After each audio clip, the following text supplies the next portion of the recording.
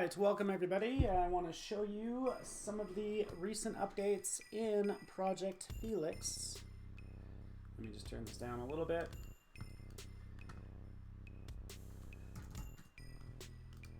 And let's get this party started. Music might be a little loud. Hard to control this.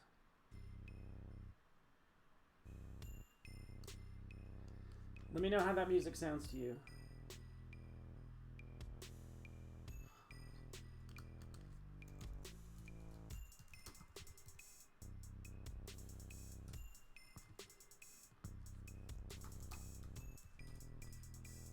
All right, guys, good to see you.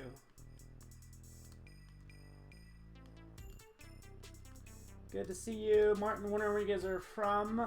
Hiya, Venchezas.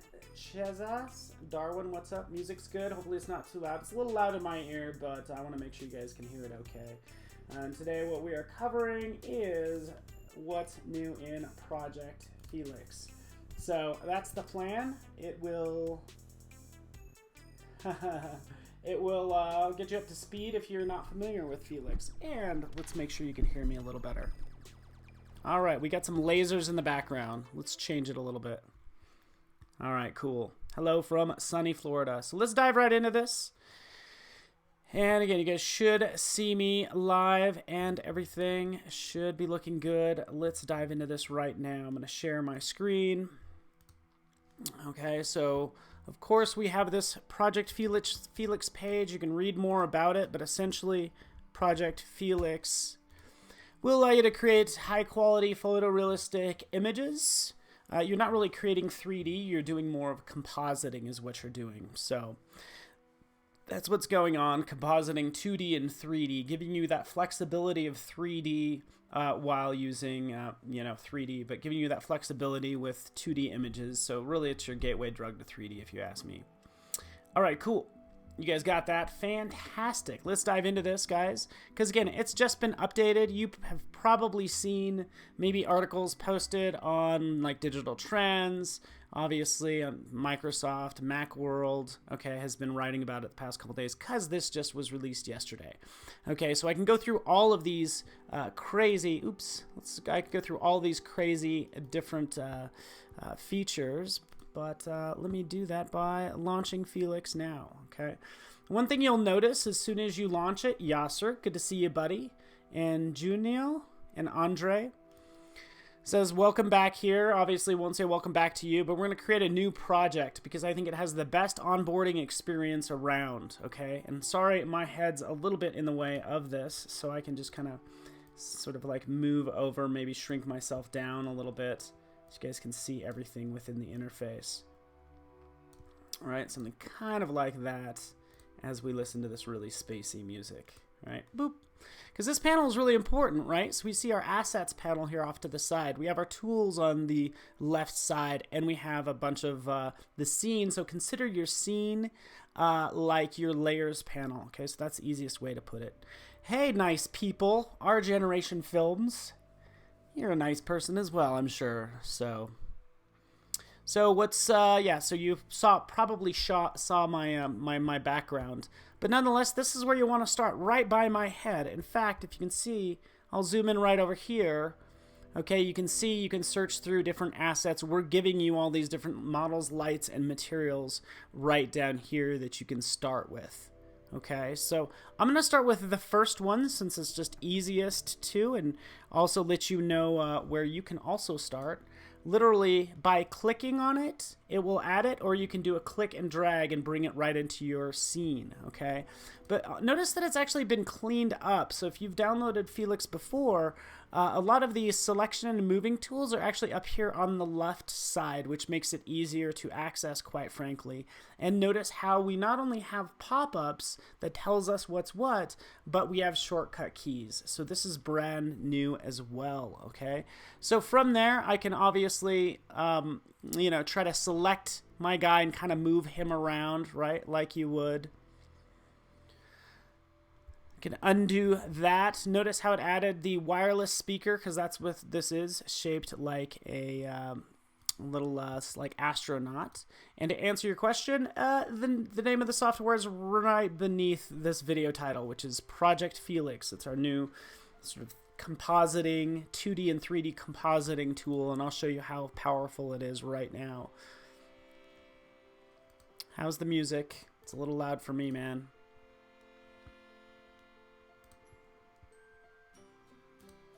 Cool.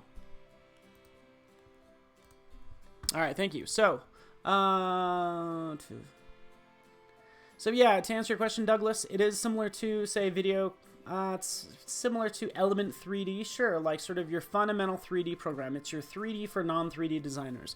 But notice how I'm just compositing. I'm just bringing him in, and then I can select different tools. The Orbit tool, by the way, this is one that you're going to use a lot, right? Orbit tool, you could hit 1, we'll select the Orbit tool, right? And that allows you to kind of pan around. So this is more likely what you're going to do. You don't want to move your character. You can, sure. But you want to pan around them like that using the Orbit tool. Notice also you could just right click, okay? But these shortcuts are similar to, say, like Cinema 4D has these same shortcuts as well.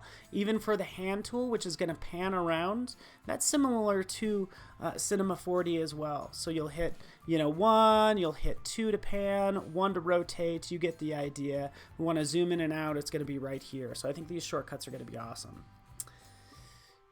Yeah, so I am going over the Felix right now, Jeff. So just hit update.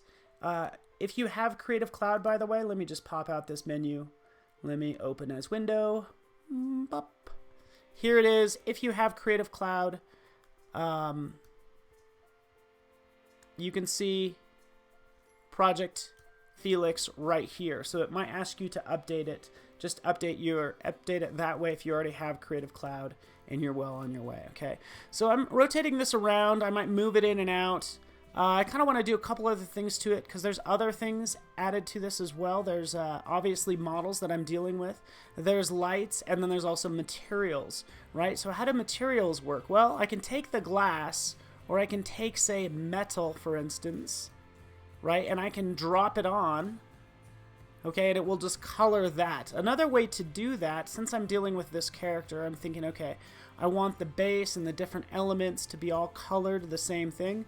I can use this selection tool, this little magic wand. See my little magic wand there? It's my little magic wand, allowing me to select that edge right there. I can say, okay, you know what? Let's select that edge. That turns it blue. Okay, I can start adding to it. So this is what's nice. It's like Photoshop in that, you know what? It's like hitting the plus... like a plus magic wand for in Photoshop, right? So that's what I'm doing because that's what I want to do is I want to add metal to the base of this like that to both of those different planes.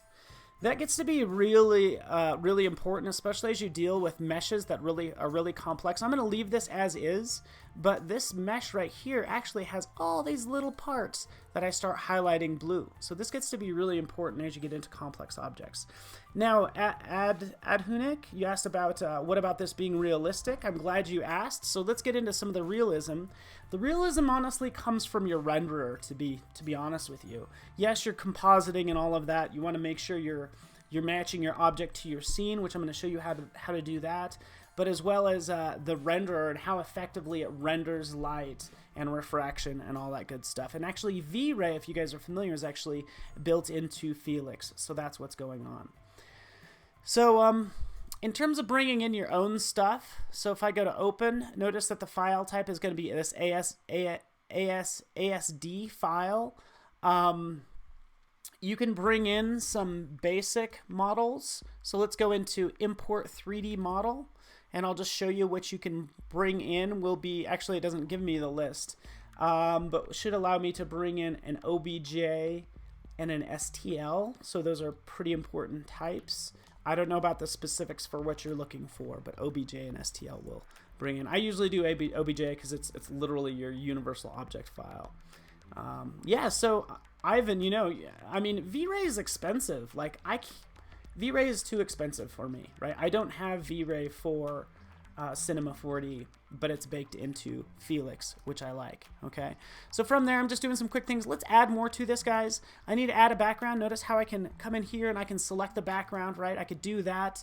And then over here off to the side, I can select a color. Hopefully you can see that. Again, just clicking that out. Let's select red. Sure, you're not gonna be doing this, right? You're not gonna just be picking a color. You're gonna be wanting to add an image. So you can load in an image, say for instance, from the choose file if you wanted to do things from your desktop. And I can grab an image such as this background and load it in like I'm doing right now. So now it's loaded in that background right in here. All right, so that's easy, loading in from my desktop. I actually happen to have libraries, Creative Cloud libraries right over here. Because I actually have some images that I want to pull in from Creative Cloud, from my Creative Cloud libraries. So right up here, I'll just do a search. Oh, actually, it's right here. I was just going to do a search for this Office desk. But this is even easier if you're using Creative Cloud libraries. Even if you have a model in Creative Cloud libraries, just drag it in. And then obviously we can replace that background just like that. Okay, let's do BACK. Let's try something like that. So here's I have different models that I've downloaded. Let's do Office. I actually want this Office image, dropping it in there exactly as you expect. I know it's a high-res image. It's actually pretty large. Checking questions. It is part of, thank you very much for clarifying, Adobe Creative Cloud. It is part of Creative Cloud, but currently in beta. So just Douglas, you can't do modeling in here. It's going to be more compositing. Okay, so you know, again, we're not trying to be Cinema 4D or anything. So from here I can scale to fit, or I can do even like original size if I want to, but obviously I can adjust this any way I want. I need to position this into view. Let's select my wireless speaker guy. Notice how the plane isn't, he's not sitting on that plane. So I'd want to do a couple things, right? I could sure shrink him down, or actually I'm adjusting the view at this point to start to get that to look right. Okay. First of all, if there is a background, it will actually sense that background. So let's do this. Let's load in that one background I had before, because this has a definite sort of a horizon line or whatever.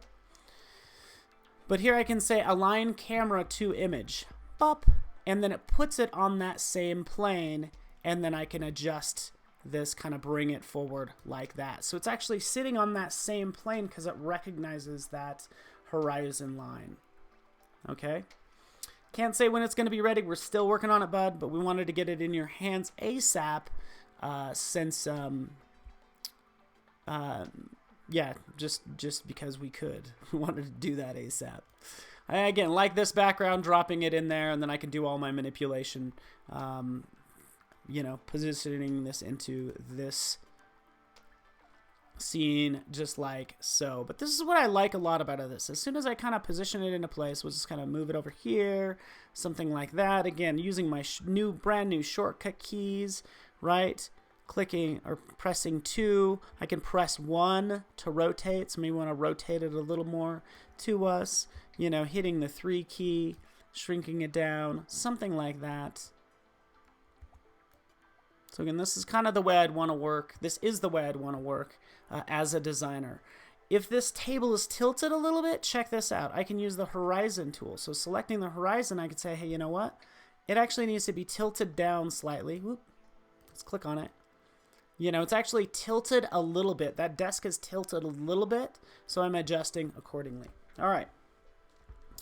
So that's what I want to do. Drop this in there. Obviously, I need to actually work on some more of the textures, but what I can do right here is I haven't created my lights. Okay, that's because the lights are actually going to come from the image. So right over here, I love this. Let's create lights from image. Okay, so clicking on that, it's going to adjust it.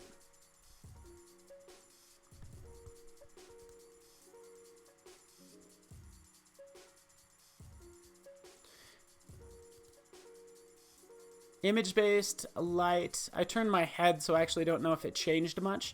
But if I had more, oh, there it goes. Now it just changed. See, look what it did, guys. Look at this. Can we like? I'm gonna just kind of magnify this.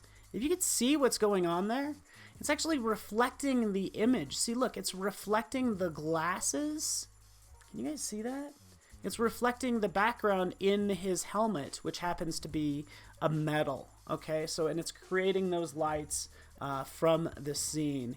And of course, it's gonna, you'll notice it even more as you start to add more, more reflective surfaces. Ooh, clean gold. You know what? Because you're worth it. Let's add a clean gold right down there. Okay, so that's actually reflecting. You can see it's a little bit darker on this side because of that monitor, just like that. Okay, let's grab this blue. Sure, why not? Is that better? How's it working for you guys? Okay, questions. When will it be ready? I don't know. How do you align the model to the plane? You could do it manually, or you could, it could sense if it has horizon line. Okay, so if there's a horizon line in there, you just click. It was actually over here, so with background selected. You could align the camera to the image. So this is highlighted usually when there's a solid horizon line. In this case, there really isn't. It really can't tell. It's like there's nothing out here. That's why I did it manually using these controls. Okay, but you could do it both ways. I showed you it the other way. All right, so let's dive into this. That's looking pretty good. I'm trying to get this done like as fast as possible. Okay. I can take a look at the different lighting properties, which I kind of don't want to mess with because they're coming from the scene. But if I select the light right over here, okay, in my scene panel, aka like your layers panel, I get this fancy pop-up. And this is what I'm saying. This is what I love. I love the fact that we get these little pop-ups that kind of shows you what it does in essence and kind of says what it's all about. So you can obviously adjust the light intensity and the threshold right in here. And guess what? It's actually using that image as its reflective map right there. Okay, so there we got it. Got it, thank you. If I want to increase the intensity, I can. That's obviously a little too much. There's more undos in case you were wondering. If I wanted to undo this, there's more undos available. Let's just kind of dial that in and let's render this puppy.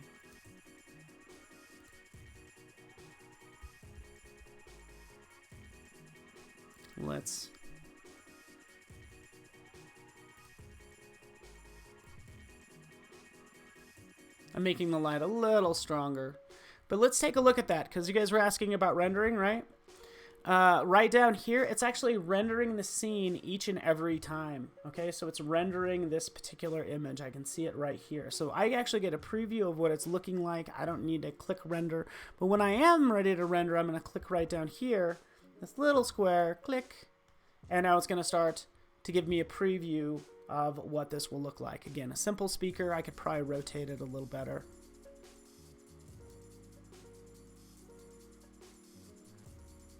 Nashesh, you can't animate it. It is for still images. Again, this is for compositing, having that flexibility of 3D without, one, you don't have to worry about making the models. Because let's face it, guys, like, I think we're heading into a world where, yes, we're going to have more photographs. I think there's like, gosh, I don't know how many trillion of images we produce every year, like 1 trillion images a year. But it's one thing doing 2D compositing, but we will get to a place where 3D is going to be the way to go because it's going to give us more flexibility. So this is really on the cutting edge is what it comes down to. So yeah, so hopefully I answered that question, Crafty Piston, but thank you for clarifying. Right, it does a quick render right now, but actually what I want to do up here is go right over here. Let's just do this render, okay? So this renderer this whole scene has been rebuilt. Typically it's actually showing you what's going to happen. I'm just going to do a low render, and I'm going to auto save this to my desktop, and I'll call it Speaker Man to my desktop. Saving it, rendering it. This rendering experience, again, is new if you're not familiar with... excuse me. If you're not familiar with Felix, that's okay. It's been updated is all I'm saying. Even this experience right over here. You know, the big thing for me is some of the moving around of some of the tools. They've been moved around a little bit, but also having all the shortcuts available to me. So somebody's having a problem with Felix freezes when you make a new project. I'm so sorry. I don't know. I would honestly do like everybody does, probably uninstall and reinstall, and make sure your system meets the minimum system requirements. But that's quite odd. Maybe it's going to take a separate ASD file, you know, that you have to use to start with. Yeah, you can't turn off the preview just yet, Johnny. That's a good thought, because does it get in the way at the end of the day? And that might be a good call, just to be able to turn it off. But that's a good suggestion. Sorry, this will finish rendering, and I actually already have one rendered, just so you know, so I can actually click over to it.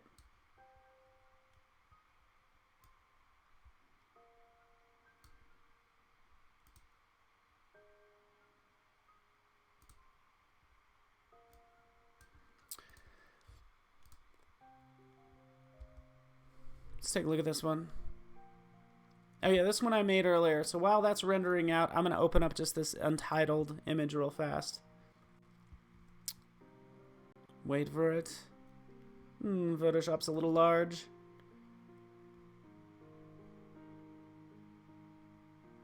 Oh yeah, smooth piano. Oh yeah. All right, so here it is in the scene. I'd probably do more adjustments, by the way, because look, you can see right over here, everything's in a layer. I actually did add a background color, but I then changed it to white. But that's what that is doing there. Ooh, that's a good idea. Nate Galloway asks about a shadow on the desk possible. Yes, we can. I would actually create a new plane and then make it reflective. So we'll do that since I think we'll have time. So again, here we go. Julie Child's method. If any of you know Julie Child's, here's obviously the image. I actually usually want to convert this to a smart object, but maybe in this case, it's cool that it's in a layered PSD. I'd probably want to use a tilt shift blur on this a little bit, just so you know. So yeah, very limited in terms of the rendering. Again, we're trying to simplify. Let me move myself over. We're trying to simplify this right now, so, you know, sort of like what gets rendered or how it gets rendered. The different render modes might be in question. But all I'm doing is dragging this down. I'm actually using the tilt shift blur because I noticed this page is blurred out a little bit. So therefore, and this is something that would go into an advanced renderer, honestly, is you would have a focus blur that you can actually have in a render. Okay, so yeah, I mean, the idea is, you know, we want to make this easy for you. And in the end, you're always going to, you know, probably be touching this up in Photoshop like I am right now. But the nice thing is I still have that flexibility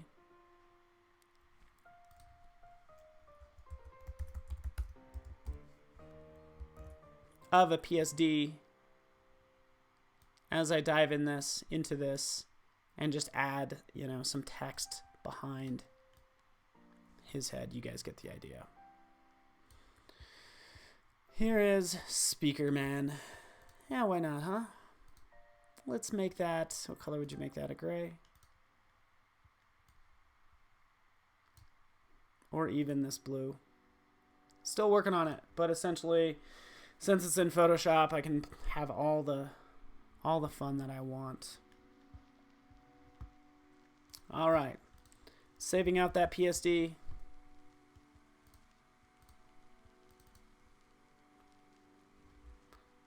Here's the PSD I just rendered. Okay, so same idea, pretty much the same image, but you guys get the idea. Being able to add the adjustments that you want, that blur, and all that good stuff. Speaker Man, do you guys like that? Yeah, my audio might be out of sync. Sorry about that.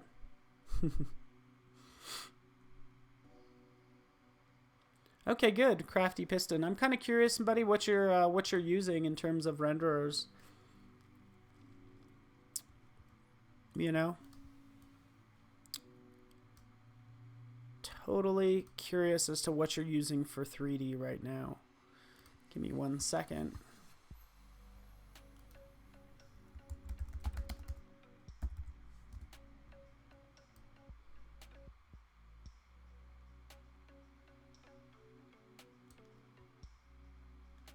So obviously you mentioned ambient occlusion, which is how much light is reflected off a surface based on the environment. Let's move my head over. Cool, man. Johnny, I use Cinema 4D as well. From there, we can add some additional models. I have a couple others in here.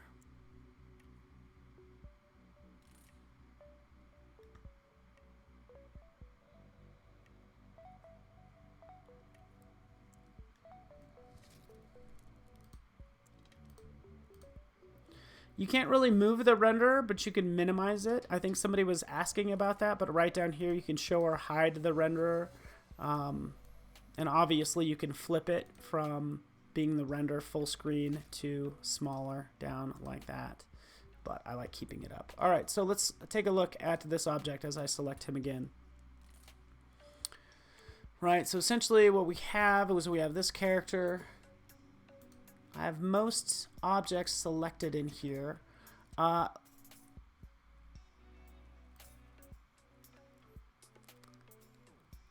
can kind of dive into the different shapes that make up the wireless speaker all right in here.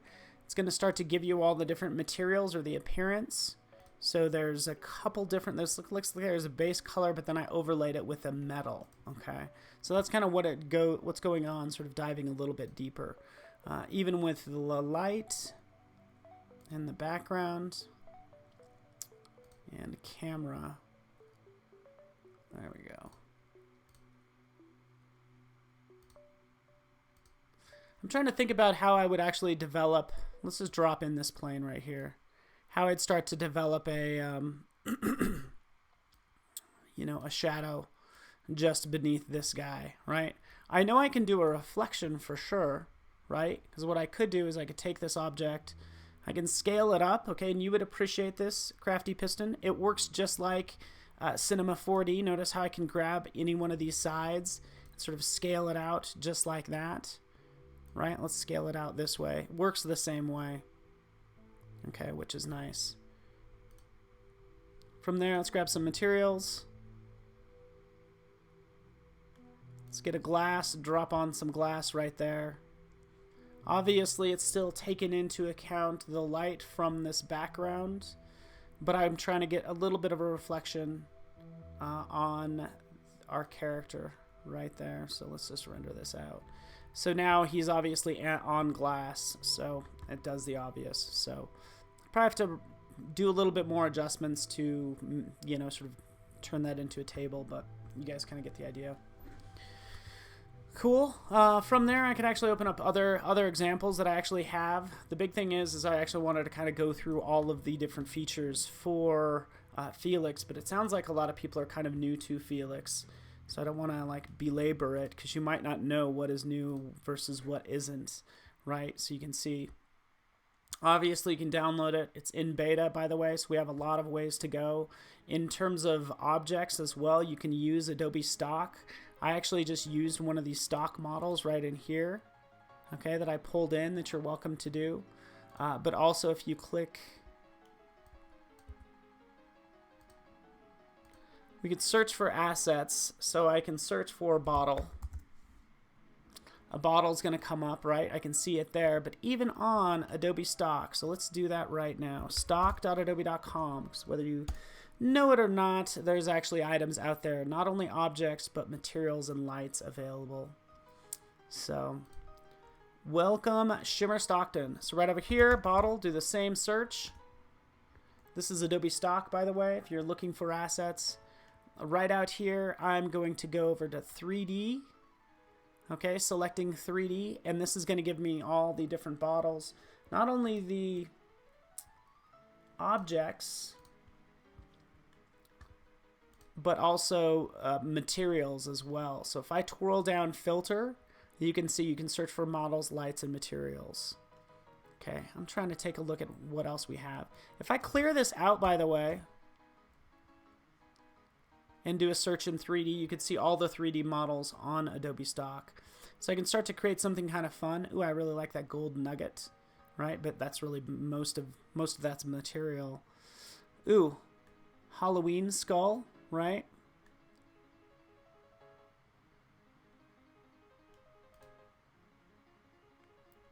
License and save to miscellaneous. That's what I'm doing right now. Okay, I'll go right over here, libraries. As soon as it syncs, it will be available, and I'll drop it in. So maybe skull will be a little bit better of a something to have on my desk. I don't know. Let's just save this file.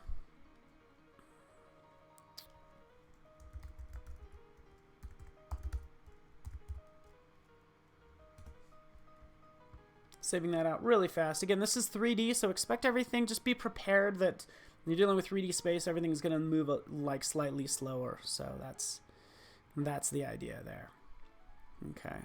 The nice thing is, if you guys are interested, is like once you are in Photoshop, by the way, you can take objects and turn them into 3D in Photoshop. So I can take this 3D composited guy right in here that came from Felix. Remember, he's from Felix. And then I can take this text and say, hey, you know what, let's make this text 3D. In fact, we'll do a 3D extrusion on that text. Okay, click create.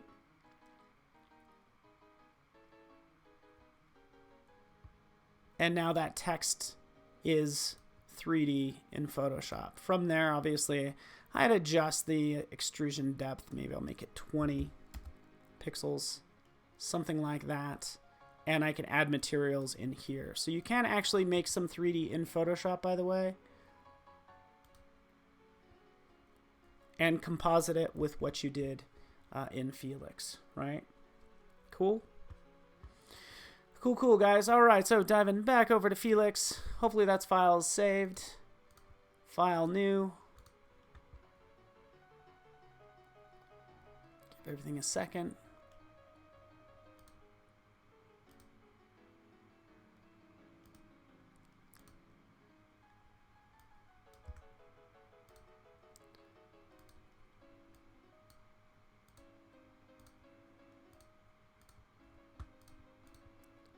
Quit out of it really fast. All right, guys, questions are slowing down. I think I'm just going to wrap it up here. Essentially, you guys kind of have the final from there. Even in Photoshop, I can do a render of this 3D, but you guys get the idea. If you do a search on Project Felix, you'll see plenty of posts and different things. Again, this release just came out yesterday, so I want you to kind of be aware of it and what it can do in terms of compositing. And yeah, you've probably seen different posts from it everywhere. Yeah, obviously I'm just showing you a couple examples. This Vladimir Pekovic did some great work using good old Project Felix. It actually works for Adobe. So feel free to check it out, guys. I just want you guys to make aware of it. You could with Illustrator at one point as well, no? You could make things in 3D in Illustrator as well, yes. But it's a pseudo 3D, so it just makes, it does like maybe a 3D extrusion of something. You're not really making an actual mesh. You're not making a mesh in Illustrator. Actually, in Photoshop, you are. In fact, if you cared to, you can even take this 3D object right here, this layer, and you can export this 3D layer as an OBJ, by the way, and import it into Felix as well. So lots of things you can do. I'm just encourage you guys to check it out. Again, it is in beta. We want to get your feedback on it as I launch it again, and totally want to know what you guys think. And I think you guys had some great suggestions, especially around renderers, which I really appreciate. So thank you guys so much for watching, and yeah, keep your eyes out. Hit subscribe underneath this video because you probably want to know when new things hit. We have pretty fun stuff going on next week. In fact, if I take a look really fast, just so you know what is available.